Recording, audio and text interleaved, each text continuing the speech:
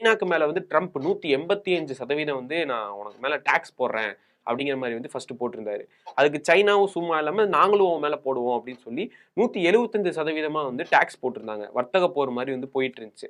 அதுக்கப்புறமா 2 பேரும் பேச்சுவார்த்தை நடத்தி ஓகே இதுக்கப்புறம் டாக்ஸ் பிரச்சனை எதுவும் போட வேணாம், இந்த மாதிரி வர்த்தக பிரச்சனை இந்த மாதிரி எதுவும் வர வேணாம் அப்படின்னு சொல்லி கம்மி பண்ணி அப்பயுமே வந்து ட்ரம்ப் என்ன பண்றாரு, சைனா மேல 35% வந்து டாக்ஸ் வந்து வைக்கிறாரு. சைனா வந்து டாக்ஸ் எதுவும் வேணாம் அப்படிங்கிற மாதிரி நார்மலா எப்பவும் போல இருக்கிற மாதிரி சிம்பிளான டாக்ஸ்லயே வந்து அவருமே ஒரு 30 அந்த மாதிரி சதவீதத்திலேயே வந்து நார்மலா இந்த டாக்ஸ் மட்டும் கொடுத்தா போதும் அப்படிங்கிற மாதிரி நார்மலைசேஷன் ஃப்ரீயா போயிட்டாங்க.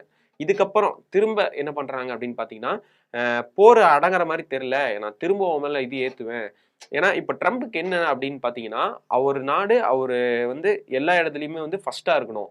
மத்த நாடுகள் வந்து அவர் சொல்ற கொள்கைகளுக்கும் கோட்பாடுகளுக்கும் படிஞ்சு போகணும். இப்ப அவர் ஒரு சட்டம் ஒண்ணு சொல்றாருன்னா, அது கீழ வந்து மத்த நாடுகள் வந்து ஒத்துக்கணும்.